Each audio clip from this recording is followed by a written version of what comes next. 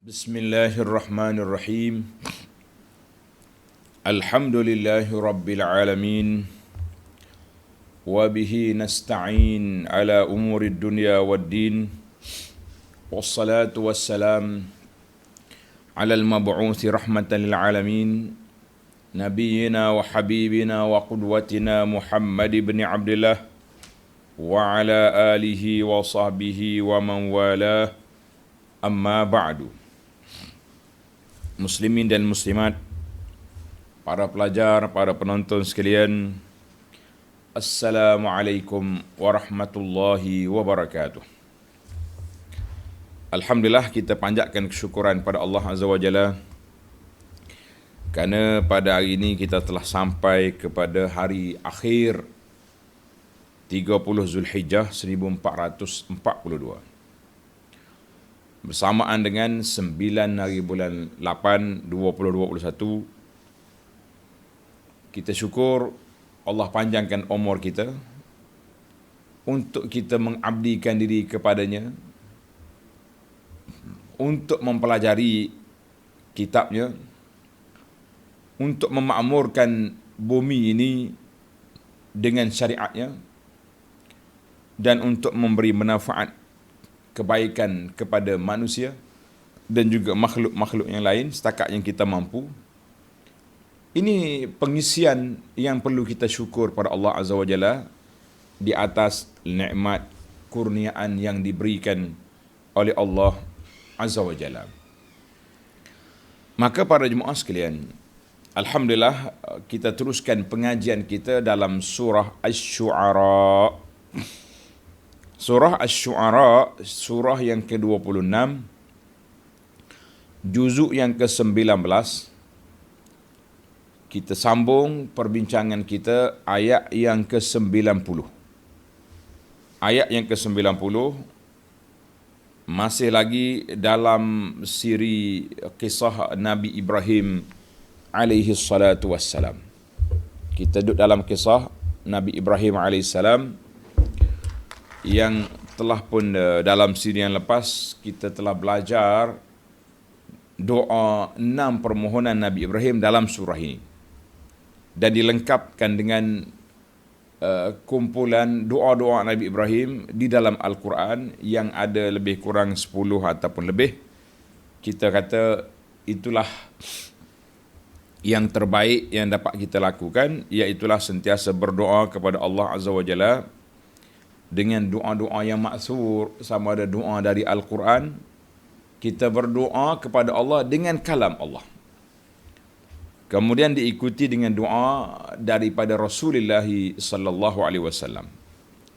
Kemudian kita doa permohonan kita sendiri, apa yang kita nak. Itu dia panggil berdoa, bukan sekadar membaca doa.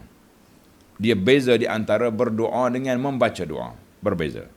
Kita baca doa ni, kita baca yang sudah ada. Tapi kita berdoa, kita minta apa yang kita nak.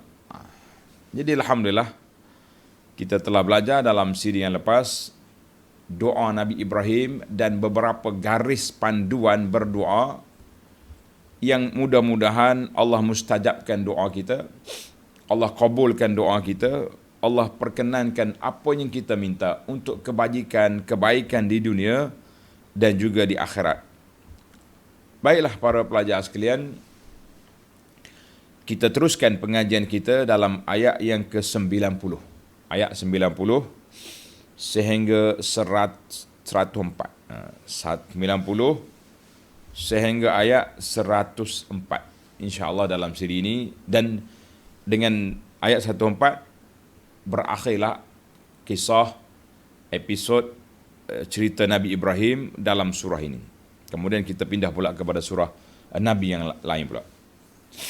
Baik para pelajar sekalian, mari kita baca beberapa ayat. Kemudian kita pergi kepada huraian dan penjelasannya. A'udzu billahi as-sami'il 'alim minasy syaithanir rajim. Wa uzlifatil jannatu lil muttaqin وبرزت الجحيم للغاوين وقيل لهم أين ما كنتم تعبدون من دون الله هل ينصرونكم أو ينتصرون فكبكبوا فيها هم والغاوون وجنود إبليس أجمعون قالوا وهم فيها يختصمون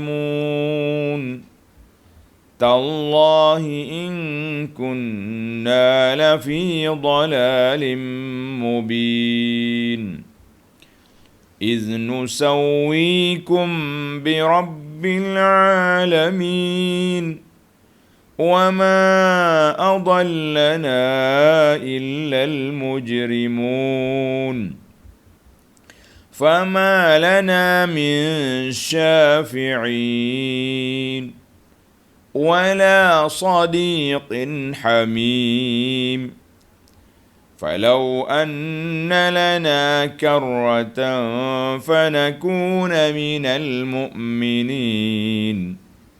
إن في ذلك لآية وما كان أكثرهم مؤمنين وإن ربك لهو العزيز الرحيم.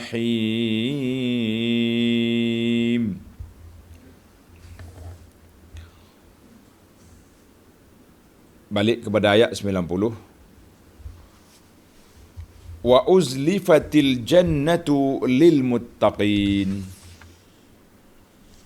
Dan pada hari itu, hari mana? Hari kiamat. Sebab apa? Dalam akhir ayat yang lepas, doa Nabi Ibrahim AS, wala tukhzini yawma yub'asun. Tengok ayat 87. Dan janganlah kiranya engkau hinakan daku pada hari makhluk-makhluk dibangkitkan hidup semula.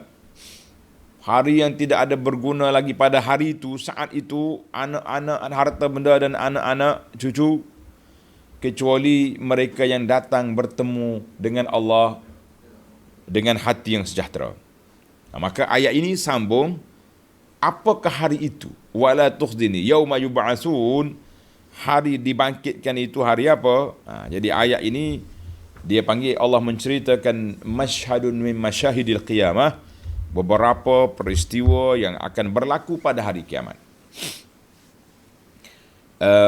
Jadi ucapan siapa? Wa uzlifatil jannatu.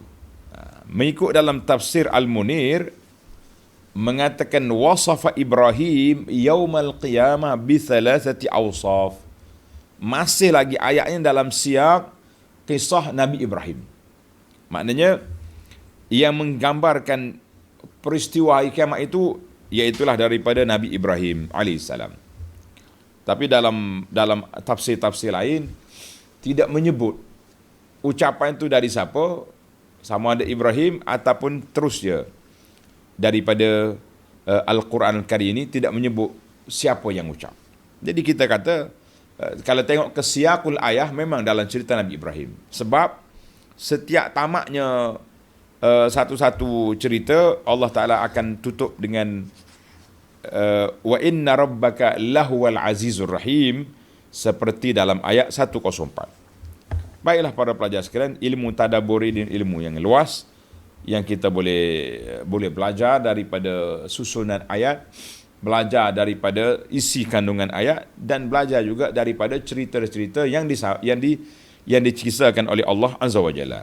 Maknanya kalau kata cerita Nabi Ibrahim ni berterusan, masih lagi dalam kisah dia.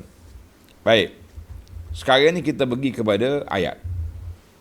Wa uzlifatil jannatu lil muttaqin. Dan pada hari itu didekatkan syurga bagi orang yang bertakwa. Allahu Akbar. Ay qurribatil jannatu, didekatkan, dihampirkan syurga itu bagi orang yang bertakwa. Siapa dia orang bertakwa? Iaitulah orang yang takut kepada Allah Azza wa Jalla di dunia ini. Jadi alhamdulillah ayat ini kebetulan susunan yang kita duduk ini sama dengan apa yang kita belajar malam tadi, iaitu hadis 40, hadis yang ke-18, pesanan Nabi sallallahu alaihi wasallam kepada dua sahabat, Muaz bin Jabal dengan Abu Dzar Al-Ghifari, iaitulah Nabi sebut ittaqillah haitsu ma kunta. Hendaklah kamu bertakwa kepada Allah di mana saja kamu berada.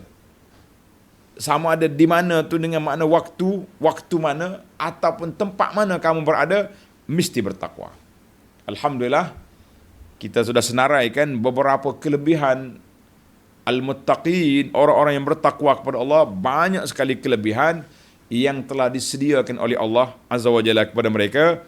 Di antaranya nih, ayat 90 ni, wa uzlifatil jannatu lil muttaqin. Allah kata, aku dekatkan syurga itu kepada orang yang bertakwa. Mana orang yang bertakwa bila bangun hari kiamat esok nampak syurga. No, tempatmu. Cuma kamu tak boleh pergi sekarang sebab kita masih dalam proses kira bicara hisab. Untuk setiap orang sampai ke syurga sudah tidak lagi tuntutan di atas dia. Sama ada tuntutan dia bagi pihak hak Allah Azza wa Jalla ataupun tuntutan dari makhluk. Sehingga kan orang yang telah melepasi sirat, dia akan berhenti lagi di satu tempat, nama dia qantarah. Qantarah ni tempat transit, pembersihan terakhir sebelum masuk dalam syurga. Ini bagi orang mukmin. Bagi orang yang tak baik, wal-iyazubillah, dia beriman tapi kurang dia punya takwa, maka orang ini dicampur dalam neraka dulu, kemudian barulah selesai daripada neraka dibawa ke syurga. Kita tak mau versi yang kedua. Kita nak yang pertama, nak jadi golongan muttaqin yang daripada sirat, melepasi sirat, lepas qantara terus ke syurga. Kita tak mau daripada sirat ke neraka kemudian ke syurga. Tak mau transit ke neraka dulu. Tuan-tuan dan puan-puan, jangan cuba-cuba bercakap kalau tak jumpa saya cari di neraka. Na'udzubillah. Ini bahasa kita, bahasa meminta. Kan dalam banyak doa kita kata, Allahumma inna nas'alukal jannah wa ma qarraba ilaiha min qaulin aw fi'lin aw amal. Ya Allah, rezekikanlah kepada kami, dekatkanlah kepada kami, jalan kami ke syurga daripada perkataannya, perbuatannya, pegangannya. Jadi dekatkan kita ke syurga. Jadi dalam ayat ini Tuhan kata bila kita bangkit di akhirat esok, Allah Ta'ala dekatkan kita ke syurga. Nampak dah syurga. Ni nak masuk tapi tunggu sekejap. Tunggu selesai proses dulu. Macam kita lah kan. Bila sampai di airport tu, kita nampak dah anak-anak berdiri, orang panggil duduk berlambai-lambai dulu, bapak turun dah. Tapi kita nak keluar tak boleh, kena ada immigration dulu, ada custom. Ini dia panggil proses tu lalu panjang. Mari zaman Covid ni pula ada kuarantin dulu. Allahul musta'an. Jadi kita tak naklah kuarantin lama di mahsyar. Biarlah kita Allahumma hasibni hisaban yasira.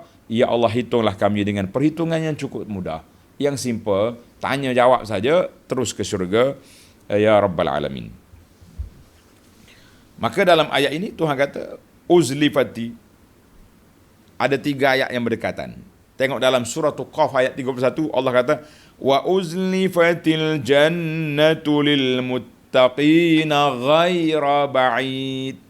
Ada lagi tambahan ayat ghaira ba'id. Syurga tu dekat bagi orang muttaqin, tak jauh.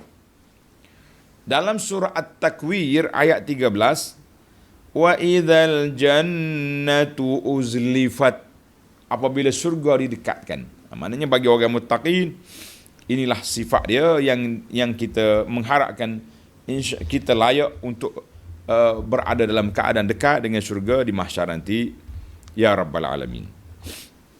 Ayat 91, wa burrizatil jahimu lil ghawin,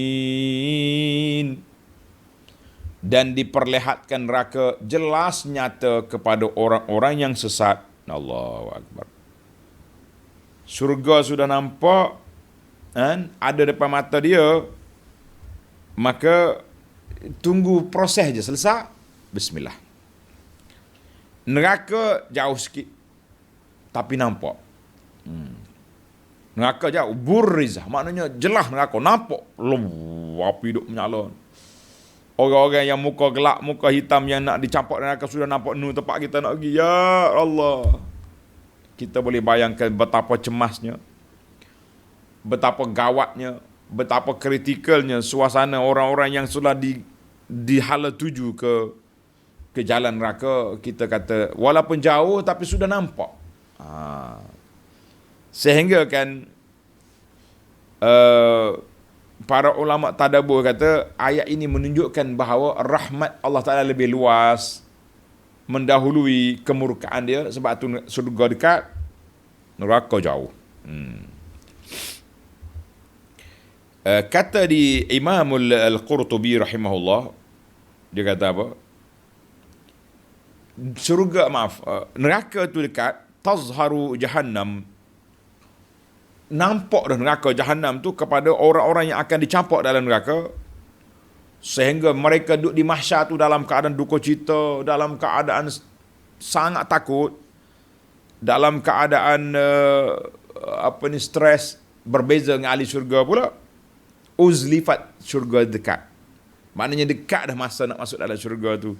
Ya Rabbal Alamin, Allahu Akbar. Berbeza jauh lah di antara dua ahli syurga dengan ahli neraka.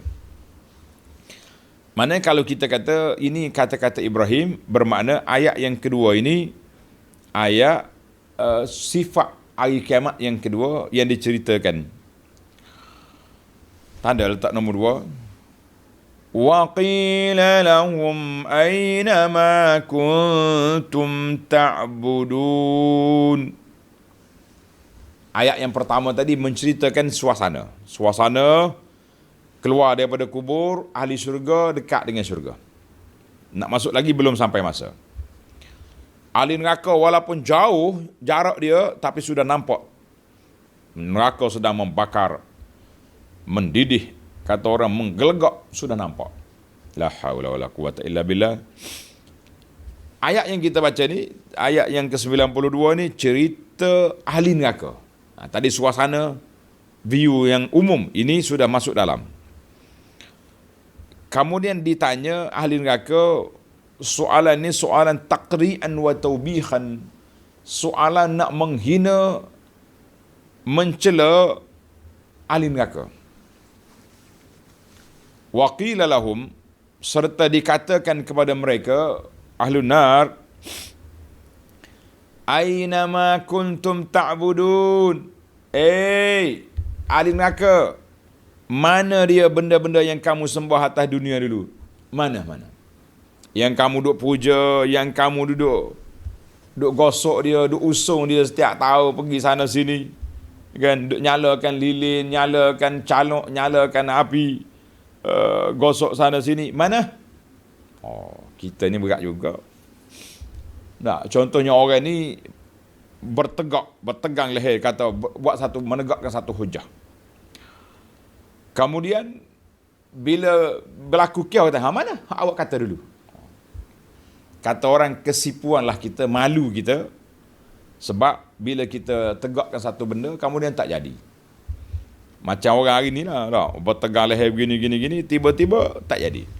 Tuduhan yang kita buat, yang kita throw tadi, orang dapat kesan itu satu pembohongan. Malu. Jadi, seolah-olah ayat ini bila ditanya, mana yang kamu sembah atas dunia ni, mana? Allah. Yang kamu ma kuntum ta'buduna min dunillah, yang kamu sembah lain dari Allah di mana? Hal yansurunakum aw yantasirun. Dapatkah mereka menolong kamu? Mari tolonglah. Duduk di mahsyar ni tak tahu nak pergi ke mana ni. Mana orang yang kamu sembah dulu? Mana berhala? Mana? Macam-macam mana? Atau menolong dirinya sendiri. Dia sendiri boleh tolong tak? Boleh selesai ada masalah. Dia sendiri tak tahu di mana. Toko kayu, toko batu. Kan? Tapi apa boleh buat? Allahu Akbar. Kan? Apa boleh buat? Semua benda tu masing-masing menunggu untuk dicampak dalam neraka. Wal'iyazubillah. Maknanya ayat ini menceritakan kepada kita suasana yang berlaku. Lepas ditanya, ayat 94, fakubkibu fiha hum wal ghawun. Lalu mereka dihumbankan ke dalam neraka dengan kubkib, tertiara. Allahu Akbar. Tengok ni. Faturiha fi jahannam, dicampak dalam neraka dengan keadaan yang tidak, orang panggil tak stabil. Jatuh, bangun berulang-ulang. Mereka dan orang-orang yang sama sesak dengan mereka. Allahu Akbar. Abiduhum ba'duhum ala ba'din, dicampak sekali. Ulama lughah kata kubkib. Kubkib ai kubkibat al-asnam fi jahannam. Kubkibu dengan mana kubu fiha kabban ba'da kabbin. Ni bahasa Arab ni kata ni. Kubkibu dengan mana campak gitu je. Tidak kata tersusun masuk neraka. Berjalan beratur lah. No. Kubkibu ni orang panggil campak bergelempangan gitu. Malaikat tarik, bom, tahu. Mari lepas gini. Itu kita boleh bayangkan suasana. Ada yang dicampak atas muka, ada yang campak terbalik kuai, orang Kelantan kata, ada yang letak pungkang, gitulah. Makna kubkibu, mana dicampak dengan begitu saja. Tidak tersusun, tidak teratur, bukan kata berjalan masuk slow-slow, di toh orang Kelantan kata lepa, toh dengan kasar. Na'uzubillah. Ini gambaran-gambaran yang sangat menakutkan kita para pelajar sekalian, supaya kita berhati-hati bila sebut bab dosa, takutlah kita. Sangat dahsyatnya dosa-dosa yang akan dosa dibuat atas dunia, sangat dahsyat keadaannya di sana. Tengok dalam surah Al-Anbiya ayat 98. Allah kata, innakum wama ta'buduna min dunillah hasabu jahannam. Mu dan apa yang kamu sembah menjadi bahan bakar neraka jahannam. Antum laha waridun. Itulah. Cuma kita dah bincang lagi dalam ayat lain, adakah semua yang disembah itu dicampak dalam neraka ataupun tidak? Maka kita telah bincang dalam ayat dan akan kita sebut dalam fawaid nanti. Yang batu-batu, kayu-kayu sekali, yang disembah lain daripada Allah tanpa izin, seperti Uzair disembah, dikatakan Tuhan oleh puak-puak Yahudi. Nabi Isa dikatakan Tuhan oleh Nasara. Dan juga malaikat dijadikan Tuhan, anak Tuhan oleh puak-puak musyrikin. Maka ini tak termasuk, sebab mereka tidak izinkan untuk disembah. Cuma disembah begitu saja.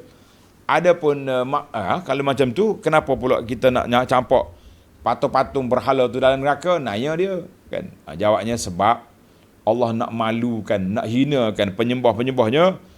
Nah, kubkibu hum wal ghawun. Masuk sekali lah. Masuk sekali dalam neraka, supaya kamu tengok, ni benda yang kamu harapkan dapat pertolongan di akhirat esok, dia pun dalam neraka dibakar sekali dengan kamu juga. Apa yang lebihnya? Tak ada apa-apa. Yang ke-95, wa junudu iblis ajma'un. Allah. Termasuk juga yang dicampak dalam neraka itu junudu iblis, bala tentera iblis semuanya. Bala tentera iblis. Siapa dia tentera iblis ni? Tuan-tuan kena ingat. Kata di ulama tafsir, semua pengikut-pengikut ajaran sesat, semua pengikut-pengikut pelaku maksiat dianggap seperti tentera iblis. Na'uzubillah. Jadi kita ni kalau kita tahu perbuatan ini maksiat, jangan pergi. Jangan support, jangan bagi sokongan. Kenapa? Nanti kita digelar sebagai junudu iblis, tentera iblis. Siapa nak jadi tentera iblis, pergi duduk dengan sekali kumpulan ahli-ahli maksiat. Saya tak buat maksiat, ustaz, saya sokong je. Tentera iblis. Na'udzubillah. Hai. Junud junud iblis. Sifat yang ketiga, baik, tuan-tuan bayangkan. Sifat yang pertama, gambaran syurga dengan neraka. Sifat yang kedua, dikatakan kepada ahli neraka, mana geng-geng yang kamu sembah dulu. Sifat yang ketiga, penyesalan. Tuan-tuan tandalah. Tajuk-tajuk dalam perbincangan ini penting untuk kita memahami isi cerita ayat yang kita baca ini. Yang ketiga ini, iaitu penyesalan ahli neraka silapnya dulu atas dunia tak berkawan dengan orang soleh. Silapnya atas dunia dulu tak cari orang-orang yang baik-baik. Silapnya dulu kita pergi sembah berhala. Itulah, jadi semua penyesalan yang tidak berguna, yang tidak ada faedah di saat itu. Kalau nak menyesal, sekarang. Nak menyesal, learning. Sebelum kita mati, sebelum dihumban dalam neraka, kubukip, mana kubukip ni dicampak secara kasar. Wal'iyazubillah. Baik, tengok ayat 96. Qalu wa hum fiha yakhtasimun. Mereka berkata sambil bertengkar sesama sendiri dalam neraka. Duk balas sama dia. Mula-mula. Awak lah dulu. Apa aku yang kau ikut aku buat apa? Oh, dia balas. Pengikut dengan bos-bos kelahi. Bos kata, mau ikut aku buat apa? Pengikut kata, bos kan ajak saya dulu. Bagi projek, bagi duit kat saya. Masing-masing marah-memarah, bertengkar sama-sama dia. Dia kata apa? Apa dia kata? Tallahi in kunna lafi dhalalim mubin. Demi Allah, sungguhnya kami semasa dunia dulu adalah dalam kesesatan yang jelas nyata. Mengaku dah. Boleh ke nak mengaku zaman ni? Ada faedah ke mengaku? Dalam keadaan mereka duduk balah berkelahi sama-sama dia. Berkelahi sama-sama dia. Dia pun kata apa? Kami dunia dulu sesat. Nah, ini yang kita takut ni tuan-tuan. Itu yang kafir. Kita yang sudah beriman pun kita bimbang juga, takut menyesal banyak di akhirat esok. Apabila amalan kita tidak ikut apa yang ditinggalkan oleh Nabi SAW, kita duk reka sana reka sini, cipta ibadat sendiri. Ini di antara yang kita takut di akhirat esok orang lain yang duk beramal dengan sunnah ni macam-macam pahala dah dapat. Kita yang duk reka ibadat ni duk percayalah. Orang tu kata buat begini lebih ni. Sampai duk bawa cerita pula siapa dia berpuasa pada akhir tahun. Dan puasa awal tahun, kembar dua ni akhir awal, dia dapat pahala 50 tahun. Kita kata Masya Allah, Nabi SAW bagi kepada kita kafarah setahun je bagi orang puasa hari Ashura. Mari mereka kazabin yang reka hadir pelesu ni bagi 50 tahun. Percaya kita. Salah kau ustaz, kita nak puasa akhir tahun ni hari Isnin. Boleh, tapi jangan disandarkan kepada hadir pelesu tadi. Tapi masalahnya sudah tersebar video-video, tersebar benda-benda yang pelik-pelik ni. Orang pun mudah percaya benda pelik. Masya Allah, tabarakallah. Orang pun percaya benda yang pelik, kan? Baiklah. Kita duduk dalam suasana yang begitu, maka apa nak jadi? Nusa apa ni? Lafi dhalalim mubin, sudah jelas. Jadi hari ni kita tak jelas. Bahkan orang kafir pun duk sembah berhala pun taklah kata lepas sekali sembah tangan dia jadi lumpuh. Sihat walafiat, makan lalu kata orang. ahli-ahli maksiat pun lalu makan. Bukan makan banyak pada kita lagi contohnya. Tapi di akhirat esok semuanya terdedah. Yang kafir tahu dia sesat, yang Islam pula menyesal tak ikut sunnah Nabi SAW. Baiklah. Kita balik kepada siaqul ayah kepada orang kafir. Cuma selingan tadi maknanya penyesalan tu akan berlaku semua. Bahkan orang yang ikut sunnah pun menyesal juga di akhirat. Kenapa? Silap tak memperbanyakkan ibadat. Masya Allah. Aku ingat semua dah. Kempen-kempen solat sunat tahu tapi tak buat juga. Kan? Aku zikir subhanallah alhamdulillah wala ilaha illallah Allah akbar, ingat dah. Setiap kali ustaz tanya kat jawab ingat selalu. Tapi berapa kali kita zikir? Tuan-tuan dan puan-puan, mari kita tanya diri kita supaya tak menyesal di akhirat. Daripada pagi semalam sampai pagi ni, berapa kali seorang-seorang duduk zikir subhanallah walhamdulillah wala ilaha illallah wallahu akbar? Berapa kali? Jangan tulis. Tuan-tuan jawab ya dengan hati masing-masing, dengan tangisan air mata penyesalan. Ya Rabbi, sudah berlalu 24 jam, zikir 4 kalimah baru 10 kali. Tu pun waktu dengar ceramah ustaz sebut, saya zikir. Habis ceramah, terlupa nak zikir. Allahu Akbar. Rugi tuan-tuan. Maknanya penyesalan ini akan berlaku pada semua orang. Yang kafir yang paling tinggi pesal dia sebab apa? Sebab dia tak beriman. Itu paling top lah. Ayat ini pun kepada orang kafir. Cuma kita ambil pengajaran, orang yang baik pun sesal juga sebab tak ikut sunnah. Yang sudah ikut amalan sunnah pun sesal juga sebab tak memperbanyakkan amalan. Maknanya kita semua ni akan melalui jalan penyelesaian. Tapi sebelum kita menyesal banyak, baik sesal sikit di atas dunia ini. Allahu Akbar. Baik, apa lagi penyesalan orang kafir kata? إِذْ نُسَوِّيكُمْ بِرَبِّ الْعَالَمِينَ. Kerana kami, ini kata puak kafir ni, menyamakan kamu dengan Tuhan sekalian alam Allah.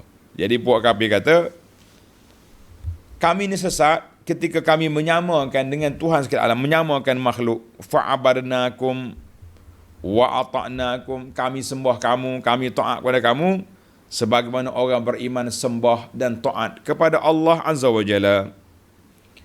Ini menarik perbincangan tuan-tuan tanda. Dalam kitab Jala'ul Afham, dia buat satu analogi bandingan. Nak banding apa?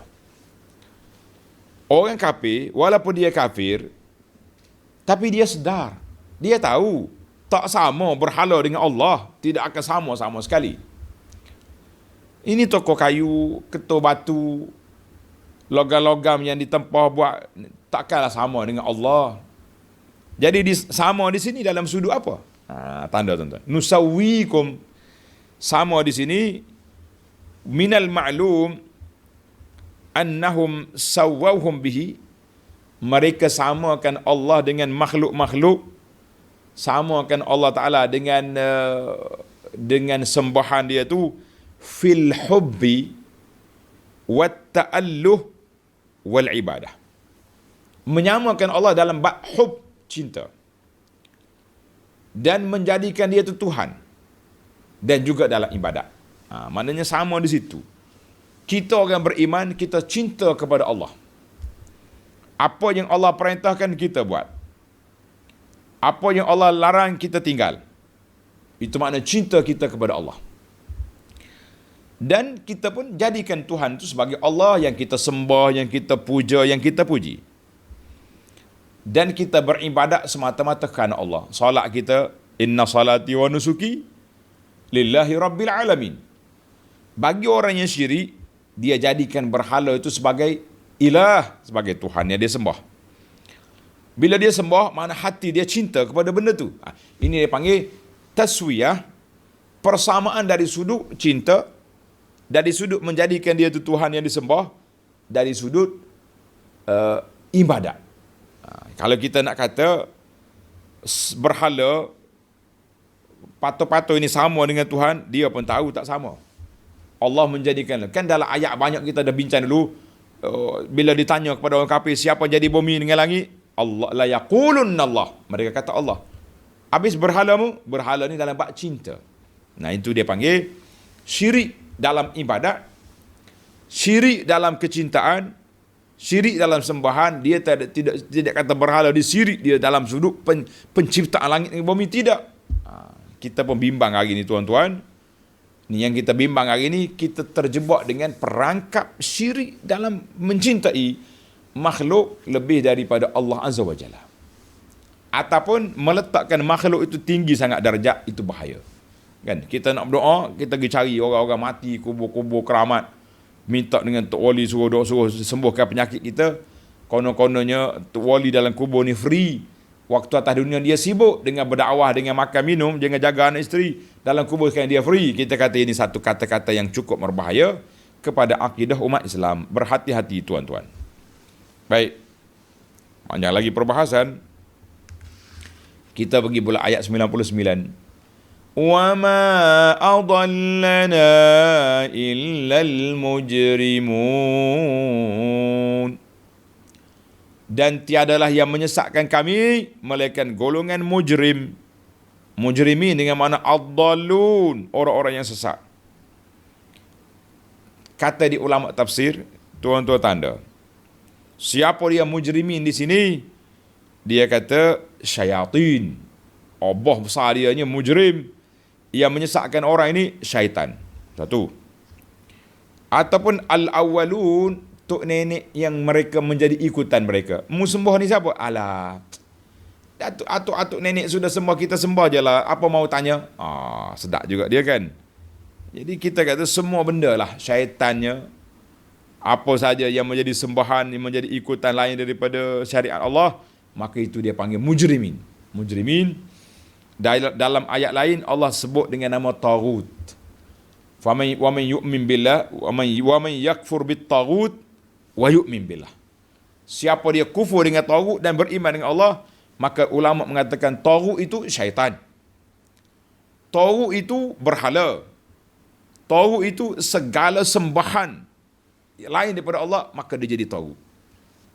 Termasuklah undang-undang kafir, undang-undang yang tidak mengikut peraturan Allah, itu dia panggil undang-undang taghut. Apa kita nak boleh buat? Negara kita sudah merdeka banyak lama dah, tapi undang-undang taghut itu masih lagi terpakai. Kecuali beberapa benda yang telah dimodified, telah diislamkan dia. Kita kata alhamdulillah, usahakanlah tuan-tuan. Kita umat Islam wajib memperjuangkan untuk mengislamkan semua undang-undang taghut yang ada di atas dunia ini. Jangan duk marah kak. Bila orang duk perjuang hak ni jadi bahan permainan, bahan caci maki, bahan kelahi sama kita. Bukan kita masing-masing berpakat bersatu hati untuk menabalkan syariat Allah Ta'ala di atas muka dunia ini. Jangan. Jadi taghut tu luas. Dalam ayat ni kata mujrimin tu pun luas juga. Syaitan, ketua-ketua yang menyesatkan, semua tu mujrimin belaka. Wal'iyazubillah. Baik. Dalam ayat suratul Ahzab dia kata apa? Wa qalu rabbana inna ata'na sadatana wa kubara'ana fa'adalluna as-sabil. Tuhan, kami pergi taat kepada bos-bos kami, sadatana, ketua-ketua pemimpin kami, wa kubara'ana, orang-orang besar kami, mereka yang menyesatkan kami. Jadi bila dia marah, dia kata azab mereka lebih dahsyat daripada kita lagi. Jadi semua kemungkinan neraka belaka dah. Azab banyak tak banyak pun berat belaka dah tu. Kemudian mereka pun tengok keadaan orang umat Islam. Dia kata apa ni? Tengok ayat 100. Fama lana min syafi'in. Dengan sebab itu tiadalah kami beroleh sesiapa pun yang memberi pertolongan. Sedihlah. Ai malana syufa'a. Tak ada siapa yang boleh bantu kami, yang boleh tolong kami keluar daripada neraka ini, yang boleh meringankan azab kami. Sedih dia. Ini penyesalan-penyesalan, siri-siri penyesalan yang tak berguna. Dia kata apa ni? wala sadiqin hamim. Dan tiadalah juga sahabat karib yang bertimbang rasa. Allahu Akbar. Al-Biqai kata apa? Lamma kana as-sadiq, apabila kawan-kawan kita pula tak layak untuk memberi pertolongan kepada kita, tak layak. Dia panggil kawan yang tidak ada keahlian, dia tidak beriman atau beriman dia lemah, dia sendiri pun menunggu orang lain bantu dia. Maka ta'assaf, menyesal, sedih ahli neraka. Wala sadiqin hamim, tak ada keluarga, tak ada kawan-kawan, tak ada siapa yang boleh membantu kita. Jadi di sinilah kata di para ulama tafsir, dalam Qurtubi contohnya dan lain, menyebut tafsir daripada Al-Hasanul Basri. Hasan Basri kata, perbanyakkanlah sahabat-sahabat yang baik, yang soleh. Kita nak cari sahabat, bersahabatlah dengan orang yang soleh, orang yang baik-baik, yang boleh memberi pertolongan kepada kita di akhirat nanti. Kita telah melalui banyak fasa kan. Fasa yang pertama, masa mula-mula keluar daripada kubur, suami, ibu bapa, adik-beradik, anak-anak semua tak boleh tolong belakang. Kemudian fasa lain dah, dia panggil fasa syafaat. Ketika dapat memberi syafaat, fasa tu ada pertolongan. Contoh dalam ayat ini, bila orang duduk dalam neraka, orang-orang yang beriman, dia akan cari kawan-kawan dia. Orang yang beriman duduk dalam syurga, dia tengok, mana sahabat kita dulu? Ada seorang yang selalu solat di masjid yang kita, tapi tak ada dalam syurga. Mereka mengadu pada Allah, ya Rabbi, fulan kami tak jumpa cari, duduk mana? Maka ketika itu dibenarkan mereka pergi tengok dalam neraka. Mu tengok neraka ada tak? Sebab orang ni baik, pergi masjid juga dia, sama dengan kita. Cuma dia ni banyak duduk main troll kata orang. Sembang kari kata orang. Suka duduk ngumpat orang, duduk kata orang. Kuat ngaji sunnah ni. Oh, tempat kuliah mana-mana ada belaka dia. Kan? Beramal dengan sunnah kuat, tapi mulut laser. Facebook dia asyik duduk teru orang ya. Main politik kata orang. Kan? Hina orang tu, hina orang. Orang dia tak suka, kenalah. Menyesal kita di akhirat esok. Sebab itulah saya tengok kawan-kawan, kalau orang yang betul-betul tak sibuk dengan ilmu, tak sibuk dengan kelas pengajian, tak sibuk dengan sunnah ni, duduk main benda ni, kita kata logik. Tapi kalau tuan-tuan dan puan-puan yang suka belajar, suka mengaji, suka kepada amalan-amalan hak Nabi tinggal, tapi masih lagi boleh main terus-terus ni, kita kata ini penyesalan yang tak sudah-sudah di akhirat esok.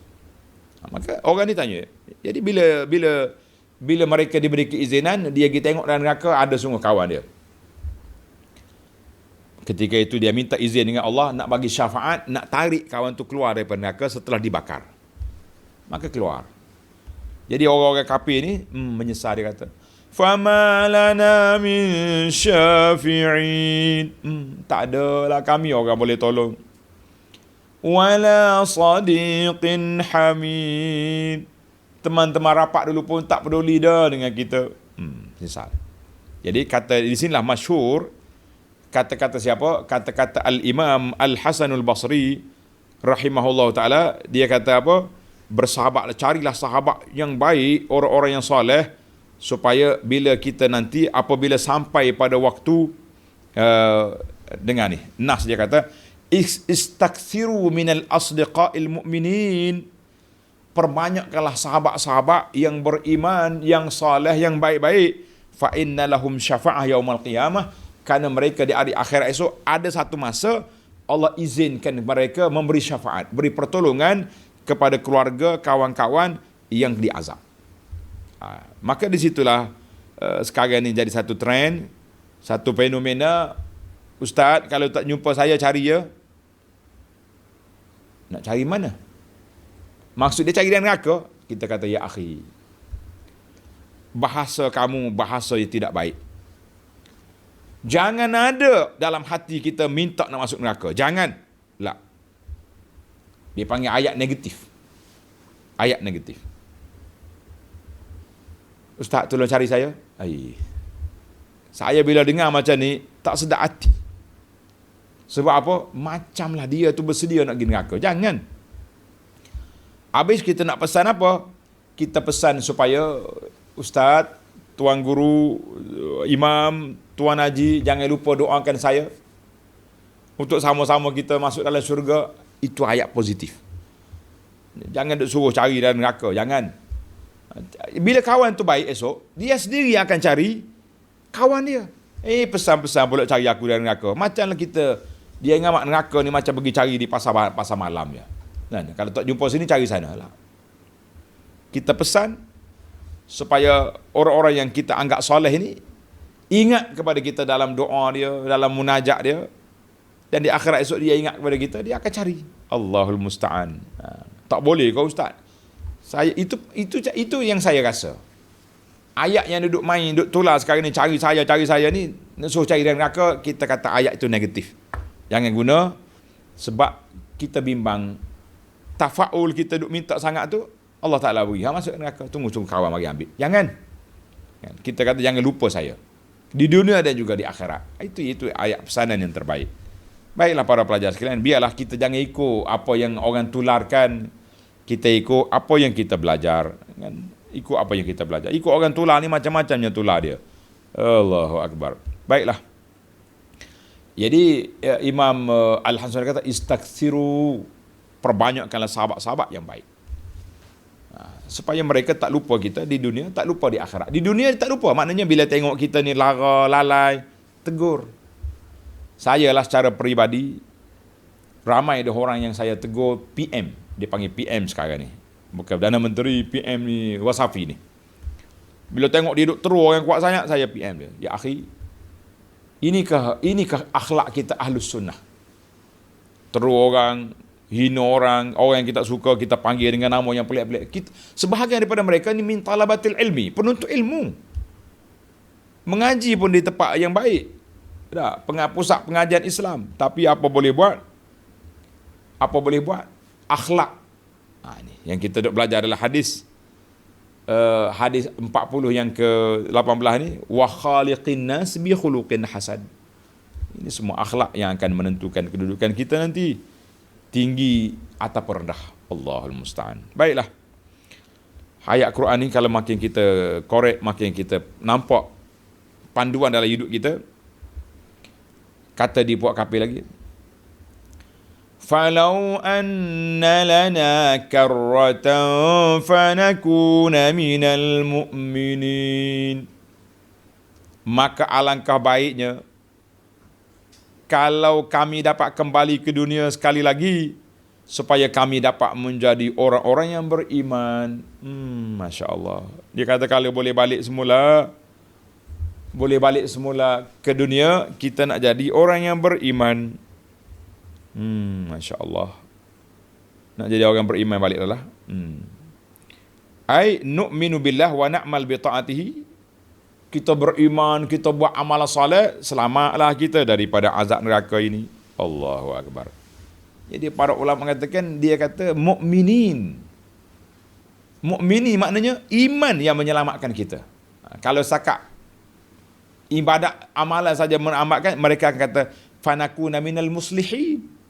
Nak jadi orang soleh, tapi hak ni nak jadi orang beriman sebab dia kafir.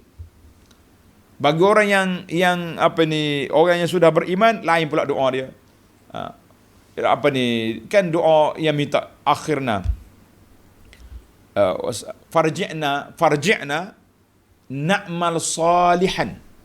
Ya Allah, balik semula ke dunia, kita nak amal yang soleh. Tapi orang kafir nak balik ke dunia, minta nak beriman. Itu perbezaan. Allahu Akbar. Baiklah para pelajar sekalian, tengok ayat 103. Inna fi dhalika la ayatan wa ma kana aktsaruhum mu'minin.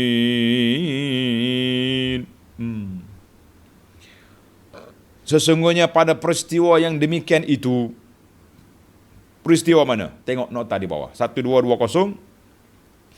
Yakni peristiwa Nabi Ibrahim berhujah dengan kaumnya yang kafir itu.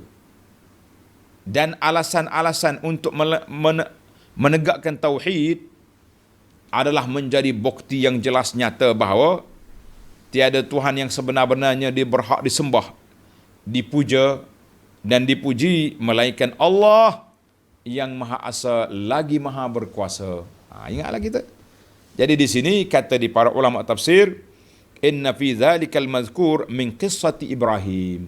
Sebab siaqul ayah, ni ayat yang kita baca ini, cerita hari kiamat ni masih lagi dalam kisah Nabi Ibrahim. Sebab itulah dalam tafsir Munir menganggapkan bahawa kata-kata itu, sebutan ini disebut oleh Nabi Ibrahim. Kita kata wallahu alam, yang pentingnya kita ambil pengajaran daripada ayat-ayat yang kita lalui ini. Jangan menyesal di akhirat, sesalah di dunia. Mencarilah sahabat-sahabat yang baik di dunia yang boleh membawa kita terus ke syurga. Jangan duduk mengharapkan tak apa, saya tak baik pun, tapi tengok dalam gambar friend-friend saya di Facebook ni semuanya ustaz-ustaz belaka. Ustaz-ustaz untuk diambil gambar. Jumpa ustaz, selfie lah, selfie. Bercakap sembang kari kata orang sekarang ni. Bila ustaz mengajar dia lari. Itu makna sembang kari. Jumpa dengan ustaz, oh belanja lalu. Ustaz nak makan apa? Silakan. Waktu ustaz kuliah dia lari.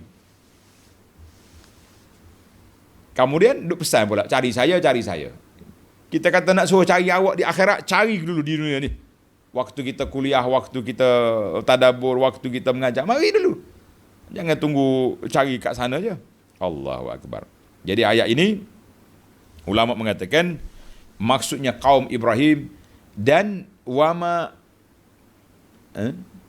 inna fi dzalika la ayat, sesungguhnya peristiwa yang demikian tu yang berlaku itu tanda-tanda, terdapat satu tanda yang membuktikan keesaan Allah kuasanya. Wama kana aktsaruhum mu'minin, dalam pada itu kebanyakan mereka tidak juga mahu beriman. Jadi di sini khilaflah ulama, ada yang mengatakan mereka yang tak beriman itu siapa dia? Kaum Nabi Ibrahim. Ibrahim ni di antara tak ramai yang ikut dia. Dalam surah Al-Ankabut ayat 26 Allah kata apa? Fa'amana lahu Lut. Yang beriman kepada dia Lut, isteri dia Sarah. Tiga orang ni hijrah. Keluar daripada negeri Babel dia pergi ke Palestin. Wa qala inni muhajirun ila rabbi innahu huwal azizul hakim. Ada ulama mengatakan ramai ulama tafsir kata ayat ini masih lagi dalam cerita Ibrahim. Mana tak ramai yang mengikut Nabi Ibrahim alaihissalam. Allahu Akbar. Ada juga ulama kata maksud dianya kaum fi ahdin Nabi sallallahu Quraisy dan orang lain. Karena itulah ulama kata dua-dua lah. Kalau ayat ni kita baca untuk zaman Nabi Ibrahim, tak ramai yang masuk Islam. Di zaman Nabi peringkat awal pun tak ramai. Yang masuk Islam di peringkat awal di Mekah, du'afa, golongan-golongan lemah, hamba. Yang besar-besarnya berapa orang? Sayyidina Abu Bakar, mula-mula. Umar pun kemudian sikit. Mana peringkat awal memang cabarannya itu besar. Wa ma kana aktsaruhum mu'mini bi tauhidillahi, walaupun sudah jelas mukjizatnya nyata, walaupun sudah nyata kepada mereka keterangan yang dibawa oleh Nabi sallallahu alaihi wasallam, begitulah keadaannya. Pertembungan masih berlaku. Setiap episod cerita Nabi ditutup dengan wa inna rabbaka lahuwal azizur rahim. Dan sesungguhnya Tuhanmu wahai Muhammad sallallahu alaihi wasallam, lahuwal aziz, dialah yang maha berkuasa, al-qahir, al-ghalib, yang maha berkuasa. Boleh ya Tuhan nak ambil tindakan kepada musuh-musuh dia. Boleh ya Tuhan nak binasakan semua orang-orang yang derhaka. Tapi Ar-Rahim, lagi amat mengasihani kepada orang yang beriman, dan orang yang tak beriman juga mendapat tempias sifat Rahim Allah Ta'ala. Tuhan tak binasakan segera, tunggu dulu, bagi tempoh. Abu Jahal mati dalam peperangan Badar setelah berlawan dengan Nabi hampir 15 tahun. Siapa lagi?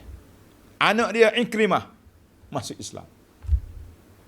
Abu Sufyan 20 tahun berlawan dengan Nabi. Kata orang berperang, berkatak, bertumbuk, semua sekali sudah ada. Akhir kali Abu Sufyan masuk Islam pada pembukaan kota Mekah, kita kata radhiyallahu anhu. Inilah Allah Ta'ala.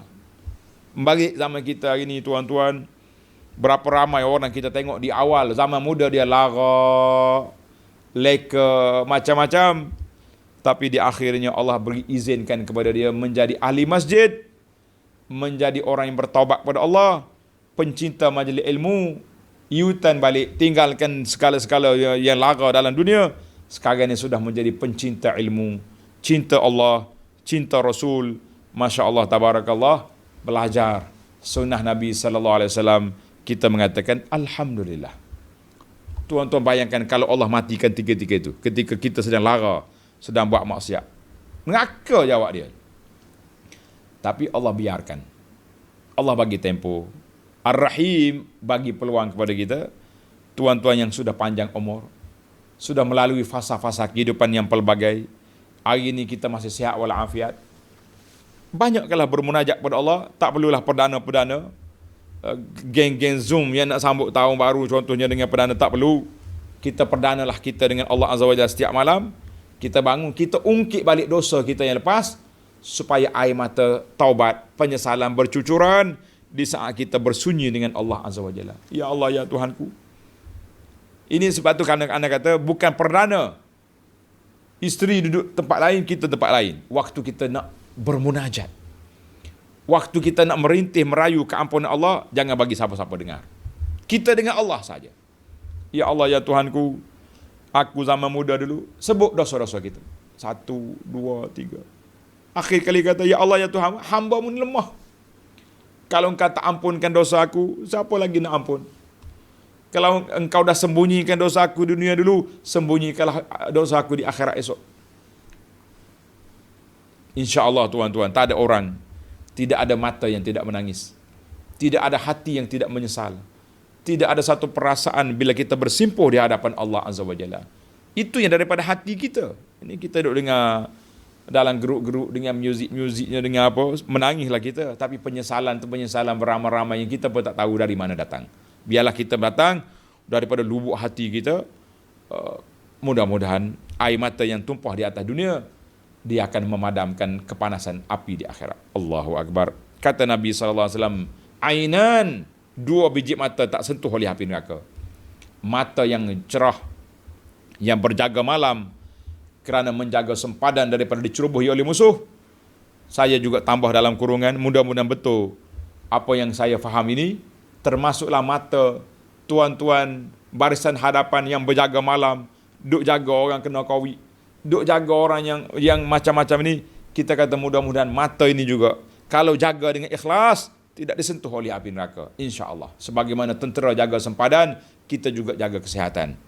Yang kedua, wa'ainun bakat min khasyatillah, mata yang menangis kerana takut pada Allah.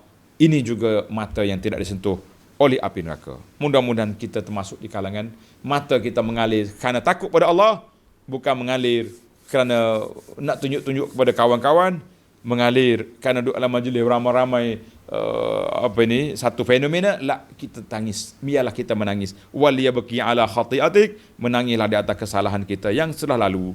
Baik para pelajar sekalian, tamatlah ayat kita untuk sesi ini. InsyaAllah kita akan sambung ayat 105 kisah Nabi Nuh alaihissalam dalam siri yang akan datang. Baik, sebelum itu kita tamatkan perbincangan kita dengan beberapa faedah al-ilmiyah dan juga faedah dari sudut tarbawiyah, pendidikan. Yang pertama, tuan-tuan tanda secara ringkasnya, insya-Allah. Saya ingat nak ringkas tadi, tapi bila masuk kepada ayat-ayat ni, ada kalanya kita tak boleh nak ringkas. Kita mesti memahami betul-betul apa yang kita boleh menyentuh perasaan kita, insya-Allah. Yang pertama, Allah beza di antara uzlifat dengan burrizat dalam ayat kita ni. Ayat yang pertama kita baca, waktu sebut tentang syurga, Tuhan kata apa? Allah kata apa? Wa uzlifat, didekatkan syurga. Bila sebut neraka, wa burrizat. Uzlifat mana dekat, burrizat nampak, dizahirkan. Ulama tadabbur kata apa? Allah bezakan di antara dua takbir ini dalil kepada rahmat Allah Ta'ala mendahului azab. Rahmat dulu, baru azab. Masya Allah. Dengan rahmat Allah Ta'ala inilah kita mengharapkan Allah ampunkan dosa kita. Dua ibu bapa kita yang melayakkan kita ke syurga. Kalau tengok kau malahnya kita ibadat ni, Allahu Akbar. Takut kita ya Rabbi. Maka dengan rahmat Allah Ta'ala yang luah ini, kita mengharapkan kita layak untuk ke syurga nanti. Ya Rabbal Alamin. Itu yang pertama. Rahmat mendahului ghadab, kemurkaan Allah. Sebab syurga mari dekat, neraka nampak tapi jauh. Masya Allah. Yang kedua, setelah neraka dizahirkan, waqila lahum, dikatakan kepada mereka, aina ma kuntum ta'budun, mana hamba berhalamu dulu mana? Ulama tadabbur kata azab itu dua dimensi. Azab ada dua kategori. Satu dia panggil azab badani, campak dengan neraka. Yang kedua azab qalbi, azab hati, perasaan. Kata-kata huduh, kata-kata yang menyentap tadi. Mana? Itu dia panggil. Kita sekarang ni atas dunia ni pun kadang-kadang kita kena azab dari sudut mental. Ada orang kena azab dari sudut fizikal. Macam orang teruk orang ni dia panggil azab dari sudut mental. Berapa ramai orang gila kena depression, stres apabila kena terul. Berapa ramai? Tak lalu makan kita. Allahnya kata ke aku. Orang kata walaupun tubuh dia tak kena azab tapi mental. Maka di akhirat esok orang yang neraka ni dua-dua kena. Masya Allah, tabarakallah. Yang ketiga, Allah Ta'ala sebut yang tasirun. Berhala-berhala itu dicampur dalam neraka Jahannam. Sebagaimana Allah sebut dalam surah Anbiya, innakum wa ma ta'budun, mu dan apa yang kamu sembah dicampur dalam neraka. Kita kata kecuali orang-orang makhluk-makhluk yang disembah tanpa izin, seperti Nabi Isa disembah, Uzair, malaikat, ini semua tak masuk dalam neraka. Sebab apa? Sebab bukan mereka yang suruh. Mereka diunaya, dikhianati oleh makhluk-makhluk yang menabalkan mereka sebagai Tuhan. Cuma kita bimbang hari ni, syekh-syekh ni yang duk ajar pengikut kepada ketaksuban ni, bila mati anak murid mari duk gosok kubur, mari duk puja kubur. Ini bahaya. Sebab kita sendiri yang ajar pelajar-pelajar kita setiap tahun buat acara tahunan di kuburan. Ini berbahaya. Yang kata aku tak suruh tapi kita ajar. Ingat, hati-hati, berbahaya. Baik. Yang keempat, fakukibu, dicampur, meletak pukang kata orang. Jadi apa faedahnya? Ulama kata, apa faedahnya dicampur batu-batu, kayu-kayu dan neraka? Buat apa? Dia bukan ada akal, dia tak faham. Dia diukir kemudian disembah. Apa salah dia? Menarik juga soalan. Tadi kita kata malaikat, Uzair, Isa tidak masuk. Tapi kenapa batu-batu dimasuk sedangkan dia tidak berakal? Mereka ukir dia masuk dalam neraka. Ini menarik soalan. Jawapan dia, tuan-tuan, tanda anna fi zalika ihanatan li'abidiha. Semua ini nak menghina penyembah-penyembah. Mu sembah batu sekali dengan mu dalam neraka. Apa dapat faedah? Allah. Ini menunjukkan bahawa tak ada langsung manfaat batu-batu, kayu-kayu yang kamu sembah. Baik, yang kelima, wa junudu iblis ajma'un. Tentera-tentera iblis. Siapa tentera iblis? Dengar tuan-tuan, junud iblis humul ladzina yattabi'una. Semua orang ikut iblis, maka itu dipanggil tentera iblis. Siapa yang berjalan nak menyesatkan orang, siapa yang berjalan bawa ajaran-ajaran yang sesat, ajaran-ajaran mereka ibadat yang tidak ada dalam sunnah, maka itu dia panggil iblis. Wal ifsad, orang yang berjalan atas dunia nak merusakkan hubungan sama-sama orang Islam. Sama-sama Islam pagi sampai malam duduk terus je, duduk laga-laga je. Dengan orang bukan Islam, bukan main lagi sayang kita. Ini juga termasuk junub iblis. Jadi semua pengikut hawa nafsu yang mengempin orang, bawa orang menjadikan buat maksiat, maka itu dipanggil tentera iblis. Lawan dia junudur rahman, tentera Allah. Tentera Allah ni siapa? Orang yang ajak orang supaya kembali kepada Quran, hadis, sunnah, ikut amalan-amalan yang diajar oleh Nabi sallallahu alaihi wasallam, maka itu dipanggil Junudur Rahman, tentera Ar-Rahman. Maka Nabi buat gambaran dalam hadis, al-mar'u ma'aman ahba, seorang itu akan dibangkit oleh Allah siapa yang dia sayang. Kalau kita sayang kepada iblis, jadi tentera iblis. Kita sayang kepada Allah, sayang kepada Nabi, kita jadi tentera Allah. Itu je. Yang keenam, 6 dah kita. Yang keenam, qalu wa hum fiha yakhtasimun. Mereka kata dalam keadaan mereka berkelahi, duk balah. Dalilun ala nadami ahli nar. Dalil ini menunjukkan bahawa mereka menyesal yang sangat-sangat. Menyesal. In kunna lafi, kami sesat. Tallah, demi Allah kami, apa nak buat?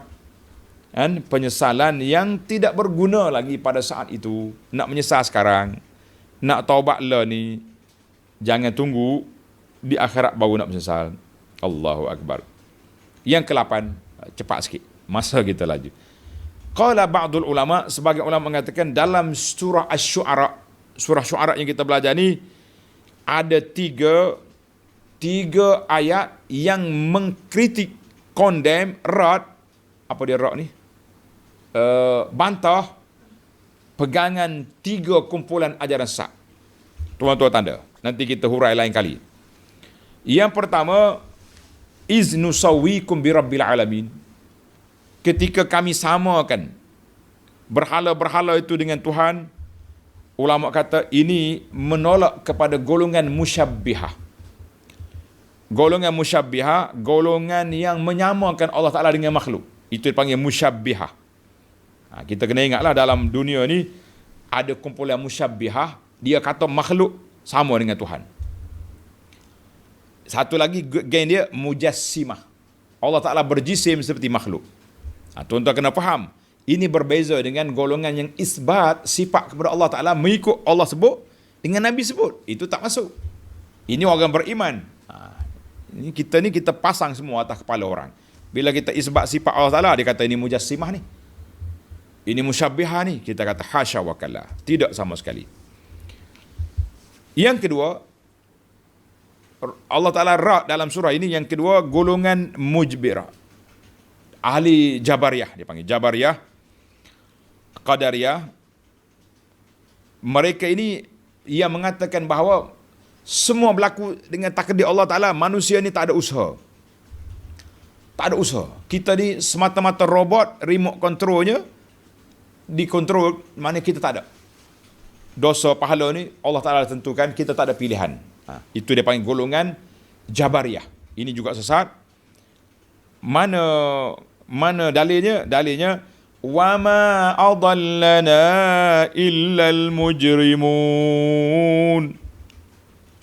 Tidak ada yang menyesatkan kami kecuali orang sesat. Maknanya Allah Ta'ala nisbahkan apa?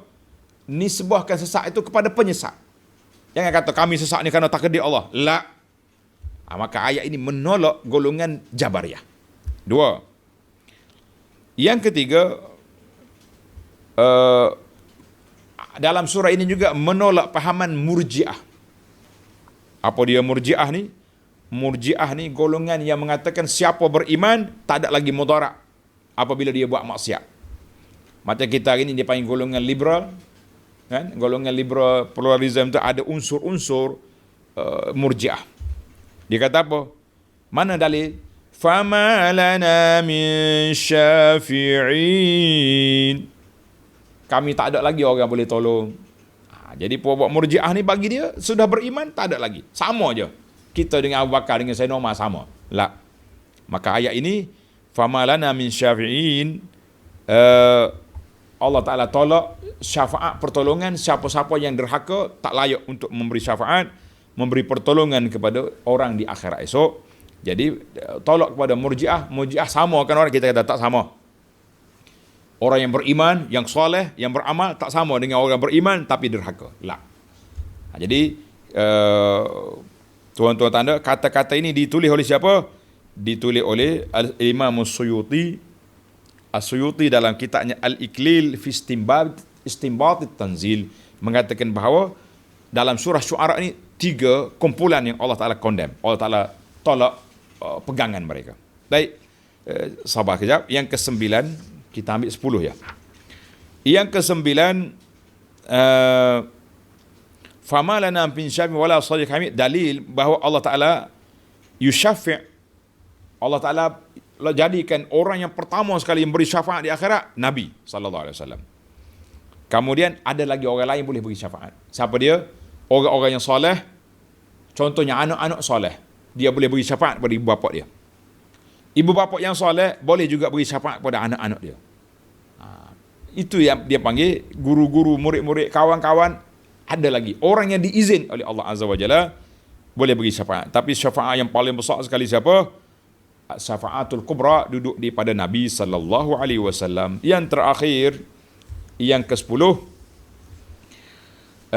falau anna karata, dalil kepada penyesalan itu, menyesal itu berlaku di akhirat, dan yang betul-betul kalau nak sesalah di atas dunia. Yang terakhir ayat yang kita baca tadi, falau anna lana karratan.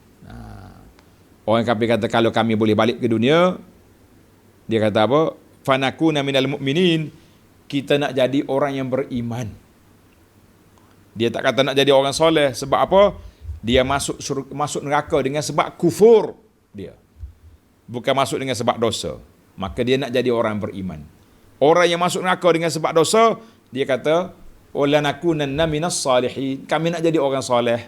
Jadi dua perbezaan dalam ayat ini. Kita tengok dalam ayat yang kita baca pagi Jumaat tu, wa akum minas salihin, kan? Aku nak jadi orang soleh sebab dia sudah beriman. Ia ni panakuna minal mu'minin, nak jadi orang beriman sebab mereka tu kafir. Itu perbezaan ayat yang cukup ketara. Mudah-mudahan tuan-tuan dapat manfaat daripada perbincangan kita ini. Insya-Allah kita akan sambung lagi ayat 105 bermula dengan kisah Nabi Nuh dalam siri yang akan datang. Subhanakallahumma wa bihamdika asyhadu an la ilaha illa anta astaghfiruka wa atubu ilaik. Wa sallallahu ala nabiyyina Muhammadin wa ala alihi wa sahbihi ajma'in walhamdulillahi rabbil alamin. Wassalamu alaikum warahmatullahi wabarakatuh.